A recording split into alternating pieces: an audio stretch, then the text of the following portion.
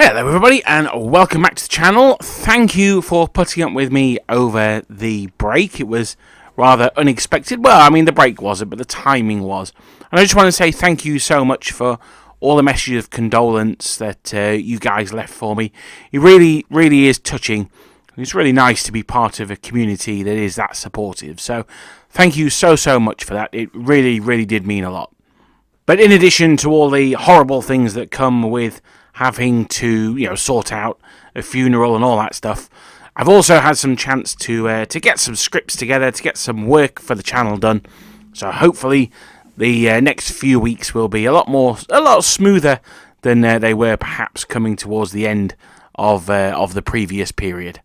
But that's enough of that. Let's get on with today's video. And today I thought, having had some time off to reflect, I thought what we'd look at are the 5 sets that I would most like to see in multi-part plastic. Now, there are quite a few manufacturers out there making Napoleonics in plastic. Obviously, I'm talking 28mm. In 20mm, there's quite a few as well. Hat, Zvezda, well, I'm not sure how easy they are to get hold of these days. Same with Strelets, unfortunately.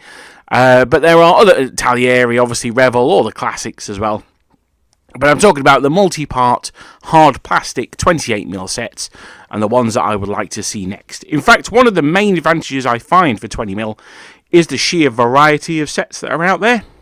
And it's something, as a 28mm player, that I'm certainly very jealous of. Now, if we look at the manufacturers who already produce plastic Napoleonic figures, we've got Victrix. They started off the trend. We've got the Perrys. We've got Warlord. We've got Wargames Atlantic. I think that's it, but there is still room for others to enter the fray. Obviously, Gripping Beast, they concentrate more on medievals and sort of Dark Ages, but they've got a division that do things like the First World War and other stuff like that, and they've also got a history of producing hard plastic sets. In fact, as I speak to you right now, I'm looking at a set of their Arab cavalry, which will be making its way into my Ottoman army. So I've put these in order. Now, before we get started, I think it's important that we discuss the order that I've put them in. And they're sort of, it's not necessarily a strict order that you can put numbers against, but I've graded them in 2 ways, mainly. So the first one is how much I would like to see them. How much, and that's purely personal. It's how much I love those figures, that unit, that type, whatever, and how much I would like to see them. And the second thing I've tried to think about is how commercially viable those sets would be. I mean, I'd like to see Saxon Foot Liebgard as much as the next guy, but I'm not entirely sure that a box of those would be flying off the shelves if they were made in multi-part plastic. We've also got to bear in mind the increasing rise of Kickstarters and 3D printable Napoleonic models. I think I'm going to do a separate video on those. Lucas over at Piano Wargames, friend of the channel, he's doing some absolutely phenomenal work on some of the minor German states. So, well, and not so minor German states as well, I guess. So we've got those bases covered there as well. So I'm not going to be looking at things like the Westphalians or the Duchy of Warsaw, because those have already been covered quite extensively by 3D printer and Kickstarters. Something else I've decided not to include is multi-part plastic Spanish infantry. Now, that's not because I don't want to see multi-part plastic Spanish infantry. In fact, had I included them, they absolutely would have been number 1 in my list. However, they have already been announced. I think it was Wargames Atlantic that announced them. Could be wrong on that one, but I think it was them. So I'm not going to go on about them because they're already on the way. So in 5th place, anyone who has seen any of my top 5 videos or top X number will know that I never have that number in my videos because there's always ones that I feel I shouldn't miss out. So I've got some honourable mentions. They'll come a bit later. But in 5th place, I would say is a joint one, and that is either the Vistula Legion. I know I said about Poles, but we'll come back to them in a second. Are either plastic multi-part Vistula Legion or the US Infantry for the War of 1812. Now, the reason I've put these in 5th place is that the Vistula Legion were different enough to French line that you can't use the same bodies, although Warlord do, which is a little bit naughty, because they are quite a bit different from how they probably would have looked in history. So that's why I think for the Poles, and then for the US infantry, again, they're very similar to the British, but there are some quite big differences. Now, I would suggest that if the company who's watching this video and is inspired to make their own set of multi-part Napoleonic plastic infantry is based in the States, then the War of 1812 would probably be a good start for them. Now, as I say, they wear a uniform that's very similar to the British, but there are quite a few variations, particularly in the shako plate and also the officers' uniforms. They're quite weird, the American officers' uniforms. They've got these like chevrons across the front of them. They look a lot like Gurkhas in Victorian era, with the chevrons across their front. They're very strange. But they're different. I think they're different enough to warrant their own set. Now, I have to say, in Britain in particular, I'm not sure about Europe, but in Britain, the War of 1812 is a bit of an odd beast in that a lot of people don't know it even existed, it even happened. Which is weird, because you've got Peninsular War veterans, people who would then later go on to fight at Waterloo, like the very same people. So it's a bit strange. It's a bit of a sort of red-headed stepchild of Napoleonic. So I'm not entirely sure why. I don't know how common it is to know about in the States either. I assume that it's known of, if for no other reason than that's where the Star-Spangled Banner comes from. But if you can let me know in the comments if that's something that you think would be a goer in the States, then anyone who's watching the video, maybe if the Perrys are out there or John Stollard or someone like that, then they can have a look and say, actually, maybe there is a market for these Americans. Just quickly covering off on the Vistula Legion, when I say they had different uniforms, they had chapkas, and they also had a different cut of jacket and slightly different trousers as well. So I think they are different enough to have their own set. I think the Americans would be the more interesting. I also think they would be the more risky proposition. Some of you will know that I've been converting my own Vistula Legion out of the Perry's mid-war infantry, and that's not perfect for them, but it kind of does the job. But despite having already painted 6 battalions, if they brought out actual Vistula Legion, I'd certainly buy the 2 to finish off my Vistula Legion. And I may end up even replacing all 8 of them. One thing that would be cool with them as well would be to have the plastic Polish eagle, which you don't get anywhere else. I think Front Rank sell them separately. That's where I got mine from. But they're in metal, they're not plastic. And that's the same with the US infantry as well. They've got those flagpoles, which are quite different from everyone else's. No, they're not quite as cool as the American Civil War ones, where they had an eagle in a cage on top of the flagpoles. They're not quite that awesome.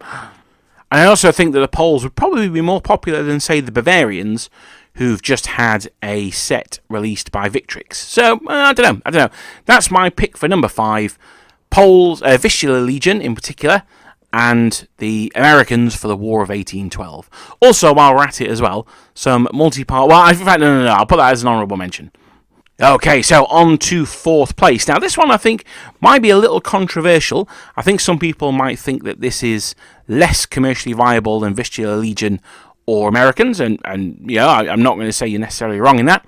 But for me, the 4th place that I'd love to see would be armed civilians. Now, it's a bit of a weird one, this one, but I think they would be more useful than you would think at first glance. So, I mean, the first thing is there's a huge plethora of skirmish games out there at the moment. You've got Sharp Practice, Chosen Men, Picket, I think it was one, wasn't it? Or something like that it was called. And particularly now Silver Bayonet as well. I think armed civilians could be really, really cool. Now, and that's just when we think of the skirmish games. You could use them in army level games as well, or, brigade divisional level games, as they're, defending a farm or, whatever it is. You could easily use them in Black Powder. You could have some stats for armed civilians. I think there might be in the Blood on the Nile, is it? Or Blood on the Nile, yeah. I think there might be rules for armed civilians in there. Not 100% sure, but you could easily make up some stats for them. Now, one of the main problems for having armed civilians would be, where do you have them? So you've got armed civilians, the Napoleonic Wars takes place from, North America, as we've just been speaking about, right through to Eastern Europe, Russia, the Middle East, places like that. So what would we be looking at? Now, for me, I would go with, and I'm using air quotes here, European armed civilians. So you could probably use them for a War of 1812 campaign, particularly when we get onto one of our honourable mentions. But you could also, potentially use them on the Eastern Front as well. But the fashions and the dress that they would wear, I would focus it on Europe, particularly France, but with the options to extend that out. And we'll get onto that in a second. So what could we use them as? As I say, you can use them as like objective markers, or they're defending the farmstead or whatever. But you could also genuinely use entire armies of them. So you had, of course, the French Revolution. The storm. Anyone who's seen my video on the Swiss Guard will know that they were killed by just an armed mob of civilians. You've also got the ones who were attacking the Directory, where Napoleon fired his famous whiff of grape shot, which dispersed the crowds there. So you've got them very early on. You've also got the revolt in the Vendée, which was a royalist uprising of people who wanted the return of Louis XVI. And that was actually quite a brutal conflict as well. Now, there are two other revolts that I would suggest that you could use them for as well. The first one would be the Tyrolese.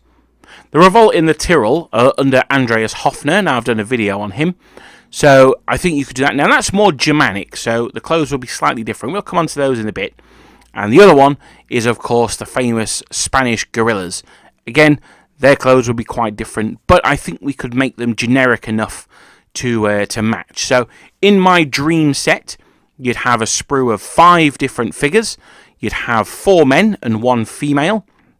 And you'd have a variety of weapons, allowing them to have like muskets, but more importantly, things like pitchforks or rolling pins, if you wanted to, or hatchets. Just weapons that civilians would have, kitchen knives, hammers, that kind of thing.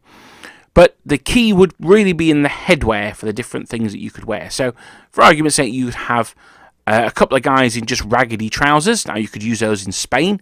You could use those as sans culotte. The phrase sans culotte means that they were people without stockings, effectively. So they were working class. So you could use them as that. You could use them as Tyrolese as well. I'm sure you wear trousers in the Tyrol. You could also have guys with culottes as well. So they could be the more middle class people. So maybe 2 with trousers, 1 with the culottes, 1 in skirts as a woman, and maybe another one as well, maybe in cut-off trousers or something like that. The main variation I would have would be in heads. So you could have a number of bare heads, but you could also have, for argument's sake, 1 in a Phrygian cap, or maybe 2 in Phrygian caps, which would make them perfect for the revolution. You could have a couple of heads with like straw hats that would make them really good as guerrillas, or you could even have a couple with those little Bavarian like fedora type things, milady, and they'd be really good for doing the Tyrol revolt as well. And you can also have generic headwear as well, things like berets. Obviously we think of them as being French, but the Basque wore them, and I'm sure they wore them in the Tyrol as well. And things like that. I think, in fact, in the painting of Hoffner, isn't he wearing a beret? I don't know, but it might be more of a tam o'shanter. Anyway, we don't need to get into the headwear like that. And obviously, the woman can have a bonnet or things like that. So a wide brimmed hat. Oh, no, that's right. No, Hoffner's got a wide brimmed hat on, hasn't he? He's got like a preacher's hat. So yes, no. So a variety of different heads that would enable you to make French, German, I guess they'd be, or even Spanish rebels as well. I mean, you could go maybe a little bit more extreme and get some Russian ones in there as well, but I think 3 different types is pushing it, and I think they'd be the most useful ones anyway.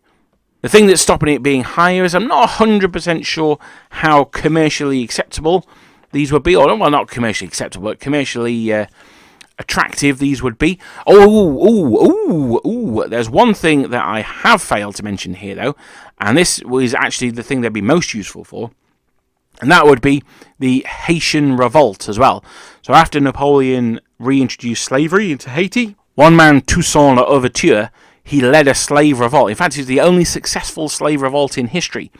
Looking at Haiti now, I'm not entirely certain how successful it was, but it was successful at the time anyway. And they threw off the shackles of the French, but there's some really interesting fights that you could have there. And, actually, it ties in quite nicely with the fifth choice, because the Vistula Legion were sent to the West Indies to put down the revolt as well. So that's certainly where I always think, where should I send these Polish troops? Let's send them to the Caribbean. They a lot of them got disease. It wasn't a great posting for them. So you could have heads with what we would suggest are typically African American features, or another thing that you could do is have an upgrade sprue of those in metal. So the Perrys do that for their American Civil War range. They have a set of heads for what would at the time be called the Negro regiments. In fact, the first regiment I painted up for the American Civil War were a black regiment, but that's just because Glory is one of my favourite war films of all time. I love Glory. But yeah, so that's number 4. Armed European civilians. That could also be used for the Overture's Haitian Revolt as well.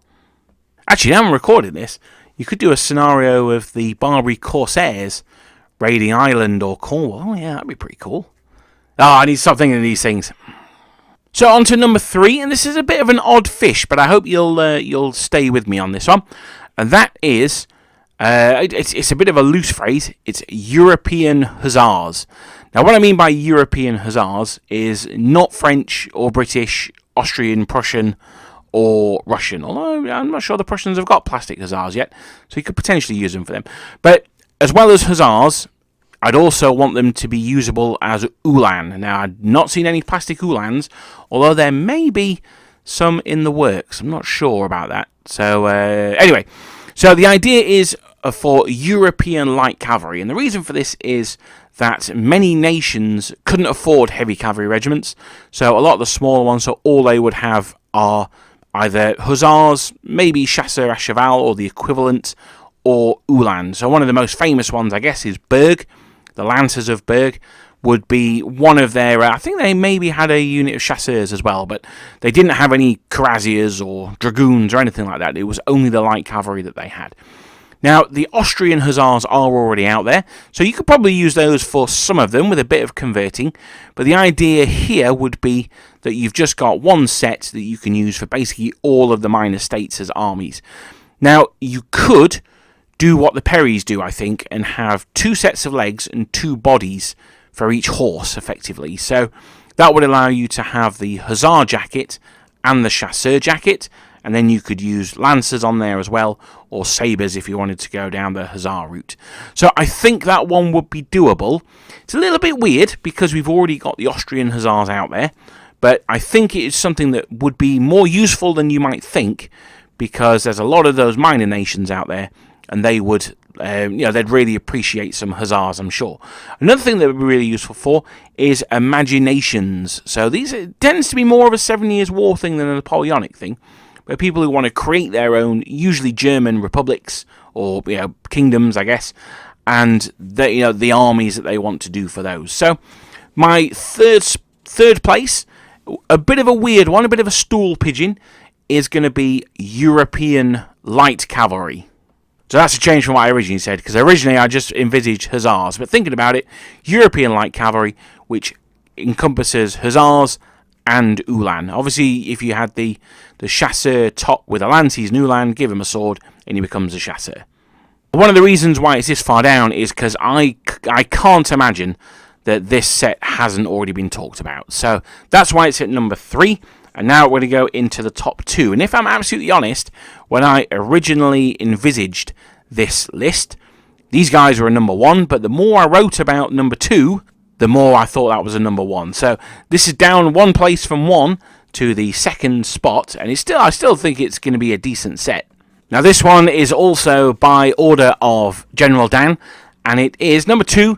We'd like to see Russian infantry in greatcoats. Now, we've got French in greatcoats. Both the Perrys, half of their 1815 set are in greatcoats, and Warlord do a whole set of French in greatcoats.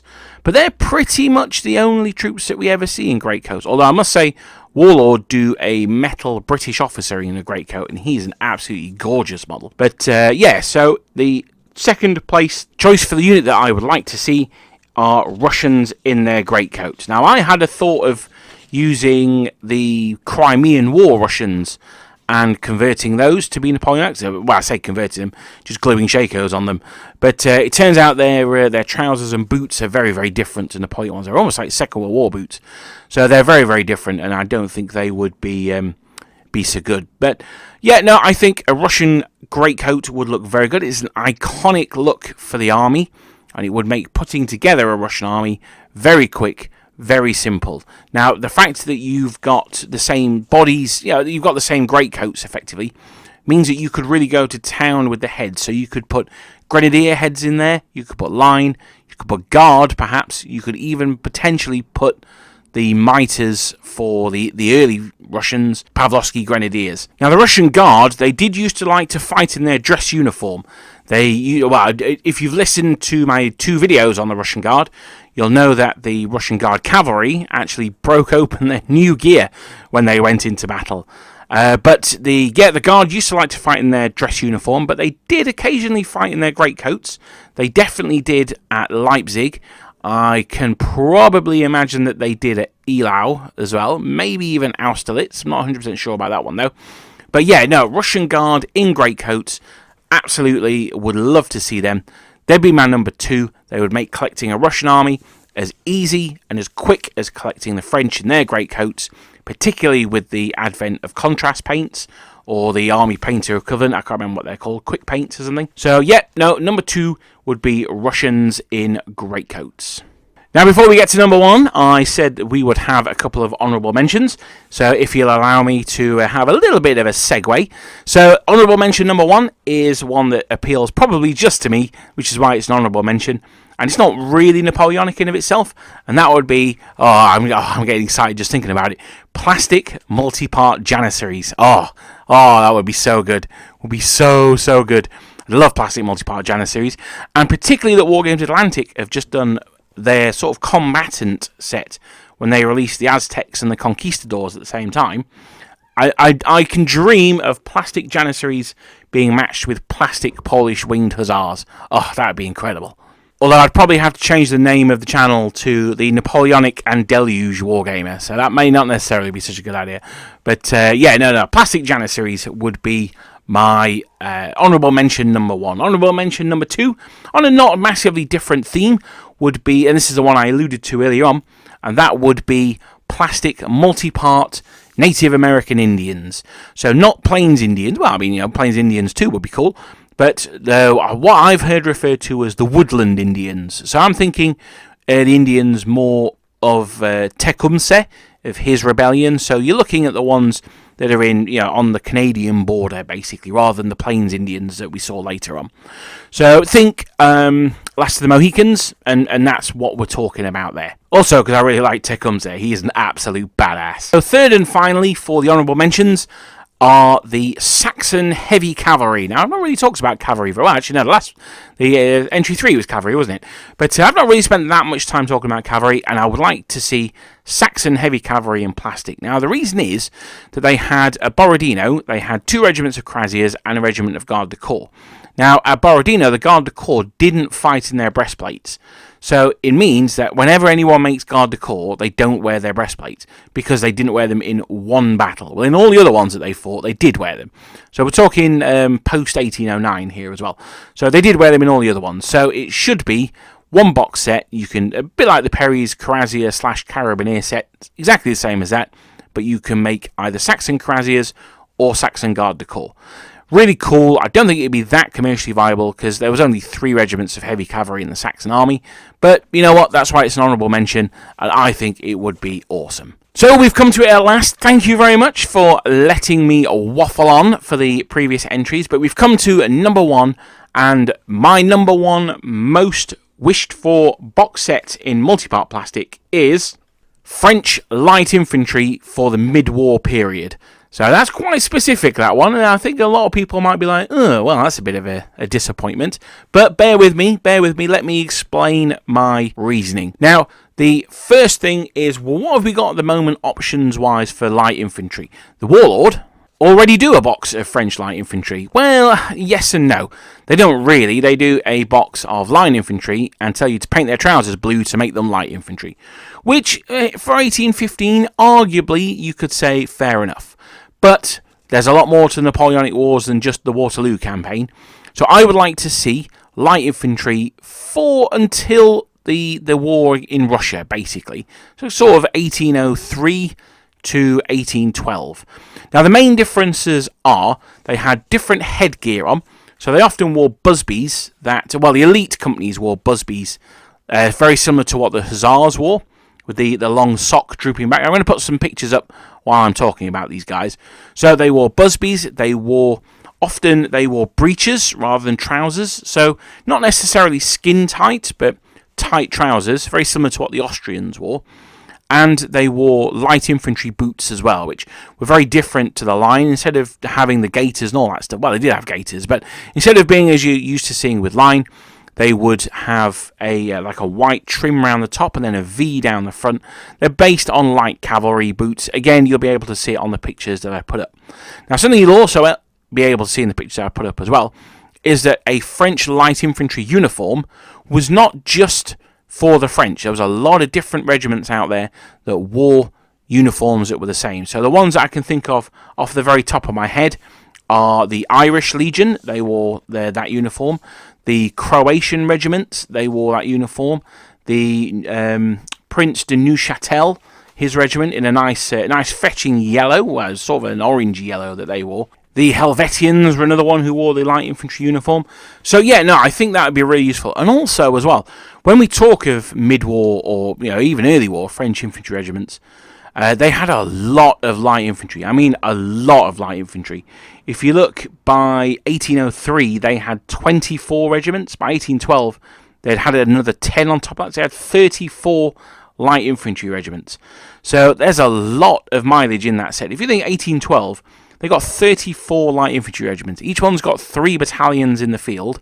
On, let's say an average of 3 battalions in the field, although most of them probably were 3 battalions. So you're looking at what? 34 times 3. Maths alive, always a good idea. 102 battalions. So anyone who wanted to collect the whole Grand Army is going to buy 102 boxes of French light infantry. So if only 2 people do that, that's 400. That's 200 odd boxes. So definitely commercially viable. You can make a ton of different units out of them, as I say. So I think that's going to be really useful as well. And give us a bunch of head options in the box as well.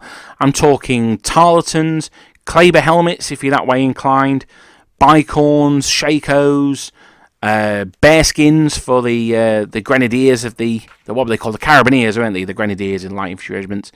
All that kind of crazy stuff in there as well. Also, make sure that they've got fusils as well, which is a slightly shorter musket that the light infantry had. If you're going to do a box for them, then you may as well do it properly. Make sure they've all got the briquettes, the short sabres as well. So I think there's a huge gap in the market there for French light infantry. The other thing as well, of course, is they're perfect for skirmish gaming as well. If you're wanting to do a sharp practice game and you've got British light infantry or perhaps even riflemen, the chances of them coming across enemy fusiliers, enemy line infantry, is pretty slim. They'll probably be skirmishing with the light companies of the French as well. So they're far more useful for the skirmish games as well. But my number one pick, the plastic set that I think we need the most, and Perry's, I hope you're listening to this. John Stollard, I hope you're listening to this. I hope that less than I hope the Perry's listening to it though. And that is, let's see some multi-part plastic French light infantry. Now, what would you like to see? That's the rundown of the plastic sets I'd love to see. There's at least one that I'm recording this now. I'm like, oh yeah, that should have been an honourable mention that I haven't mentioned. I might put it in the comments. I might see who else puts it in the comments first. But that's my top 5 pick for the next plastic box sets that I would like to see for Napoleonic Wargaming. But it's not about what I would like to see, it's about what the market wants to see. So please pop down in the comments below what you would like to see. Hopefully someone who can be in charge of deciding what the next plastic set is will see them, and if they see enough comments that say, yeah, I think that we should have the, I don't know, Chasseur Britannique in plastic or whatever, then hopefully then those will get made. Because ultimately, it's on the market to decide. If there's going to be enough demand for it, then the manufacturers will make it. Thank you very, very much for listening. As I said at the beginning of the episode, thank you very much for allowing me the break and being so supportive. But hopefully we're back to our normal schedule. The live stream on Wednesday is going to be a really interesting one. I'm really looking forward to doing it. It's something a bit different. We're not going to be doing a paint along.